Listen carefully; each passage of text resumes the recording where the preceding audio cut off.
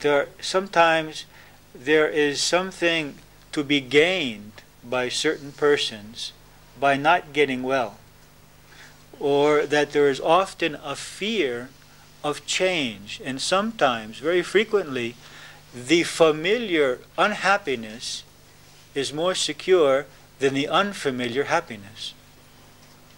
And especially if people have a belief in good and evil, and they believe that after every good must follow some evil, or after everything, something pleasant, there must follow something unpleasant. And I remember when I started this path, after about 3 or 4 years, when things started going quite well in my life, in relationship to how they were before I started, frequently the thought came to me, nothing has gone wrong for a long time.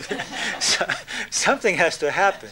I was not used to being well for such long periods of time. And gradually I got used to it. But it created a certain amount of insecurity that if something's going to happen, it can't stay like this. You just can't stay happy, because for me life meant frequently being unhappy. And that was familiar. And many people prefer that familiar unhappiness or conflict. We see that people who have experienced much conflict in their childhood years seek out conflict. It's like their dose, their weekly dose.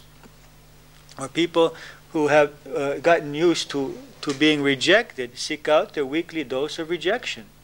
It's like heroin. It's like a drug. And it keeps the adrenaline going, and it keeps the body stimulated. And it's something that we're used to, that we can become addicted to emotions and negative emotions, just as we can become addicted to substances for a certain amount of stimulation of our nervous system. Just as we can be addicted to pleasant things, we can become addicted to negative experiences. So on one sheet that you have, it says why it might not pay for me to get well, or to succeed, or to manage, or to create. These are some possibilities which we might want to look into. That if we see that we have made a decision to get free from some negative tendencies or some negative situation, and a lot of time has passed and we're not making progress on that, it just may be that there's a part of ourselves which is undermining that, which doesn't want to be well. And why would it might not want to be well? Let's look at some possibilities. One, if I get well, they may not pay attention to me anymore. I may lose their attention and their love. So some people have associated having problems with the attention which they receive from others. If as children they were not able to receive attention while they were well, and suddenly they became ill at some moment, and suddenly all this attention was poured on them, they may be programmed that in order to have the attention from my loved ones, I have to have problems. It could be physical problems or emotional problems or relationship problems or any kind of problems. So one possibility is that I do not believe that I will receive the attention I need if I am well. Or I will need to undertake responsibility for my life, such as work, survival, etc. I am incapable of doing that. I have seen people create illnesses because they're not sure whether they can handle life. And by being ill or by being not well emotionally, they have a reason for not facing life by themselves. They will have people who will be caring for them and taking care for them these basic needs. Or number C, letter C, it will be necessary to tire myself. I will lose my comfort. That is, by not being well, others will care for me, and I don't have to exert myself in life.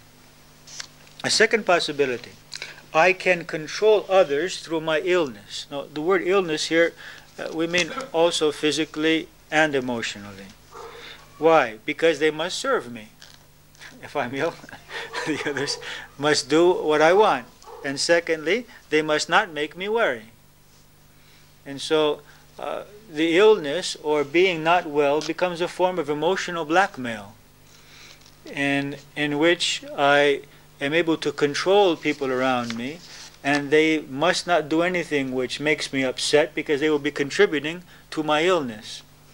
And so they use this form of emotional blackmail, and it does not serve their purposes to get well, either emotionally or physically.